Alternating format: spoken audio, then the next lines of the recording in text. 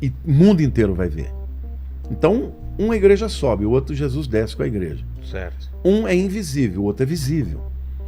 Um é antes do dia da ira, o outro é depois da tribulação daqueles dias, se verá o sinal do Filho do Homem. Então, são duas etapas. Preparamos para você um e-book com 5 maneiras de como fazer 3 mil ao mês em 2023 e você pode obtê-lo pelo preço de um lanche. Este e-book pode mudar totalmente sua vida financeira. Clique no link na descrição do vídeo. Tá. Quando você vai para Jesus, em Mateus 24, 25, ele fala: depois da tribulação daqueles dias aparecerá no céu o sinal do Filho do Homem. Porque a volta de Jesus, ela tem duas etapas. A primeira é no ar, para os crentes. Ninguém vai ver. A segunda é descendo para a terra e o mundo inteiro vai ver.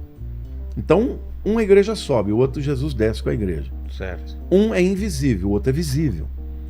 Um é antes do dia da ira, o outro é depois da tribulação daqueles dias, se verá o sinal do Filho do Homem.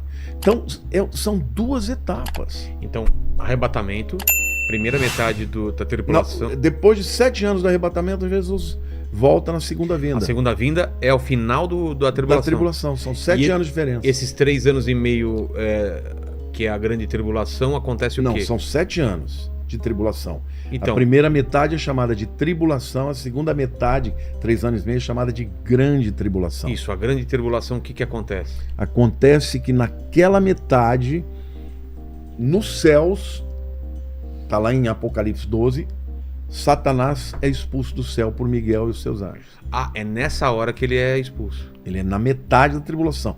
Ele desce e ele possui o anticristo. Tá. A Bíblia diz que ele vai ter uma ferida mortal e ele vai encenar uma ressurreição, como Jesus, como se ele tivesse morto e ressuscitado. Só que aí vem Satanás e toma ele, o possui dele, de fato. Aí a ira de Satanás contra os crentes e contra Israel vem com tudo. E aí a segunda metade da tribulação, que não acabou a paz, não vai me aceitar, então agora você vai morrer. E não tem aquele lance de que o Espírito Santo não está mais na Terra? Não, mas já ouviu isso, sim, né? Sim, eu que acho que isso é um erro. Todo mundo vai ter que crer pela razão e não pela fé. Não existe possibilidade de ninguém se converter mas já se não pastor tiver algo falando isso, não tem uma linha. Mas é um erro. Quem vai sair não é o Espírito Santo. O que é? Porque eles... mas baseado em que eles falam isso? Baseado no texto de Tessalonicenses que diz... Como que é? Que ele fala assim, o mistério da iniquidade já opera. Só aguarda que aquele que o detém seja retirado. Isso é O complicado de entender. O mistério da iniquidade é o anticristo. Tá. Né?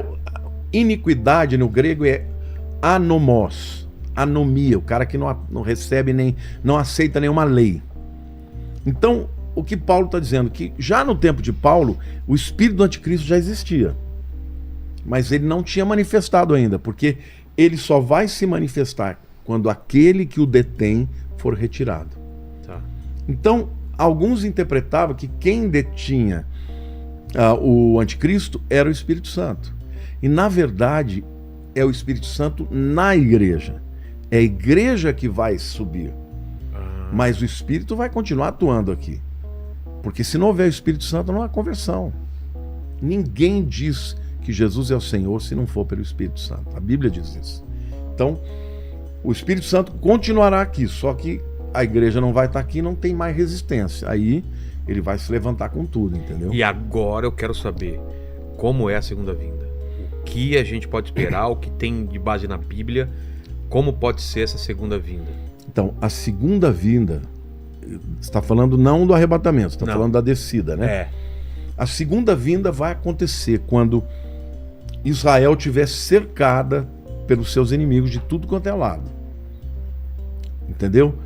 Porque vai ter inimigo que vem do leste, vai ter inimigo que vem do norte, vai ter inimigo que vem do sul, e eles vão invadir Israel para destruir, para espoliar, para tirar tudo que tem e para cumprir o ódio que Satanás tem. Ele sempre tentou matar o povo judeu.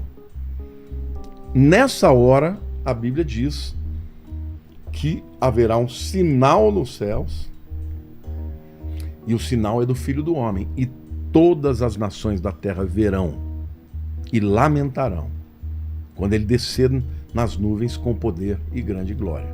Ele desce num cavalo branco, como diz Apocalipse 19, junto com milhões, né, de anjos e dos santos, que é a igreja, né? O livro de Judas, né, a carta de Judas, cita Enoque, que viu o Senhor vindo com as suas miríades de anjos. Então, a segunda vinda é... Enoque teve essa visão? Enoque teve essa visão. Enoque, que foi o 7º depois de Adão, estamos falando aí de 5.500 anos. Já viu isso daí? Viu isso aí. Enoque teve uma experiência com Deus muito fantástica, né? Enoque diz que ele andou, viveu 65 anos e gerou Matusalém, seu filho. E a partir daí Enoque andou com Deus 300 anos. Matusalém, o nome no hebraico Matushelar, significa sua morte trará. E no ano que o Matusalém morreu, veio o dilúvio. Então, o que aconteceu com Enoque? Ele deu uma guinada na vida dele. Quando ele teve a consciência de que o filho dele ia nascer, Deus revelou para ele: olha, o dia que ele morrer, eu vou trazer o dilúvio e vou acabar com toda a terra. E aquilo fez ele mudar de vida. E ele deu o nome do filho. A sua morte, a morte dele, né, do meu filho, trará.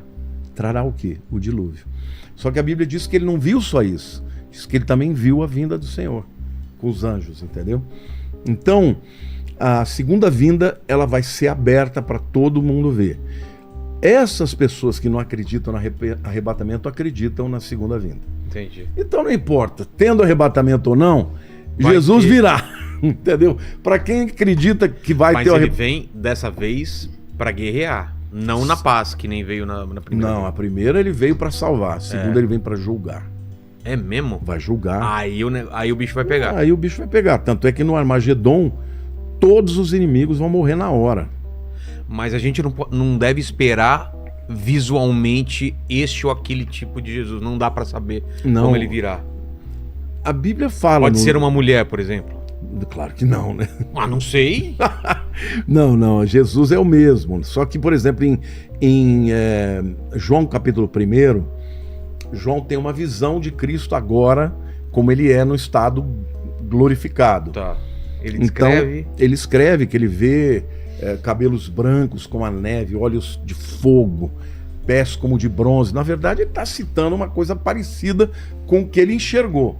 Ele viu Jesus completamente glorificado. Uma voz como de muitos trovões e águas, uma voz poderosa, né? Então Jesus vem, mas em corpo, ele é corpóreo. E Jesus é homem, ele é homem, não mudou de sexo, ele continua homem. Entendeu? E a idade aparente dele... Alguns dizem que ele vai ter a idade de 33 anos quando ele morreu. Entendi. Mas isso é uma conjectura não também. Dá pra saber, né? Ele virá completamente com o corpo glorificado, vai ser uma visão que para aqueles que esperam por ele vão adorar, né? E para os que não esperam, eles vão que é uma visão, ter pavor, né? É uma visão que os judeus já esperavam dele, né?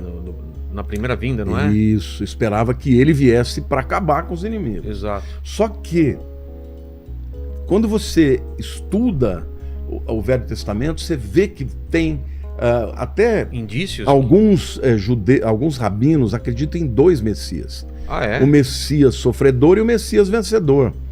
O Messias Ben Yosef, filho de José, que ia sofrer. E o Ben David, filho de Davi, que vai reinar. Mas por que naquela época o pessoal que não acreditava nele não acreditou pelo fato dele ser Porque eles queriam que ele acabasse com os romanos. Mas não pela profecia anterior. Mas então, eles não tinham entendido. Porque, por exemplo, quando Jesus fala, né, sobre si mesmo, né, que ele viria para trazer o ano aceitável e o dia da vingança, fica claro que são 2 etapas. O ano aceitável é a primeira vez, ele veio para salvar. Ah, já estava falando em segunda vinda. O dia da vingança é na segunda vinda. E o texto que fala do Messias fala isso, só que eles não entenderam. Imagina um povo oprimido, um povo que está lá na sua própria terra, os romanos, adorando aquele monte de deuses falsos. Cara, eles queriam um Messias que fosse como o líder dos Macabeus, que acabou com Antíoco Epifânio e botou para correr. Os zelotes queriam isso. O Judas era um zelote. Era um grupo de judeus que pegavam em armas, eles queriam ir para o pau com os romanos. Tanto é que o ano 70, quando Tito entrou e destruiu Jerusalém, matou milhares de pessoas, ele fez isso por quê? Porque durante 5 anos houve uma revolta dos zelotes em Jerusalém, do ano 65 até o 70.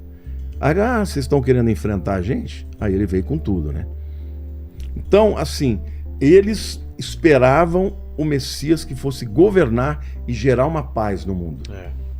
Porque ele vai fazer isso. Jesus é o príncipe da paz. Mas quando ele vem na segunda vez... Primeiro, ele acaba com tudo, com os inimigos, ele julga os inimigos, vão todos morrer na segunda vinda, aqueles que forem aliados ao anticristo. E o milênio? Então, aí vai haver ressurreição dos mortos que morreram durante a tribulação e vai entrar no milênio e durante 1000 anos ele vai governar e aí sim ele é o príncipe da paz, vai ter paz na terra. Mas 1000 anos seria literal? Literais, eu acredito em 1000 anos literais. Não é bastante tempo. Porque Significa a Bíblia assim, fala, 1000 anos como se fosse bastante tempo. Quando você vê a descrição, você vê que é literal. Porque ele fala, depois de 1000 anos, Satanás será solto. Entendeu? Quando Deus quer usar figuras, ele usa, mas ali ele está falando o tempo que vai acontecer. Entendeu? Então, eu creio no milênio, eu creio que o milênio... Se você pegar também, quando Deus criou o mundo, nós falamos de períodos, né? 6 dias, no 7º ele descansou. Certo. Alguns teólogos dizem que um dia para Deus é 1000 anos, então o homem teria na Terra 6 milênios. E o 7º milênio seria o milênio do Senhor, que seria... Até foi uma discussão que teve aqui, que a gente fez entre os criacionistas e os evolucionistas, né? Que eles acreditavam que o mundo só teria 6.000 anos, né? Então, bom, primeiro eu quero dizer que eu sou criacionista, mas eu não acho que necessariamente tenha que ter só 6.000 anos. E eu não vou dizer isso por um achômetro, nem simplesmente por uma interpretação da ciência, tá? Porque para mim a Bíblia se explica. O que eu abro a possibilidade, Deus pode criar em 7 dias mesmo, 6 dias e descansar no 7º. Não tem problema nenhum com isso. Só que eu vou para o texto original. A palavra dia no hebraico é yom, tá? Então, lá no relato da criação, houve isso, houve tarde, houve manhã no primeiro dia. Esse no dia é Be-Yom, tá? Be-Yom é no dia. Então acontecesse no primeiro dia, no segundo dia, vai Deus criando, terceiro dia, quarto dia. No final do processo, o texto diz, e viu que tudo era bom. Aí no português está quando criou os céus e a terra. Ou seja, como se Deus tivesse olhado para tudo que ele criou e falou, tá legal. Tá legal. Só que no original não é quando. Tá? No hebraico, quando é matai. A palavra ali não é matai. É Be-Yom. Então, literalmente é, e viu Deus que tudo que ele criou no dia que criou os céus e a terra. Então fica claro ali que a expressão no dia pode ser 24 horas, mas pode ser um período. Porque agora ele está usando a mesma expressão não para descrever um dia, mas para descrever o processo todo.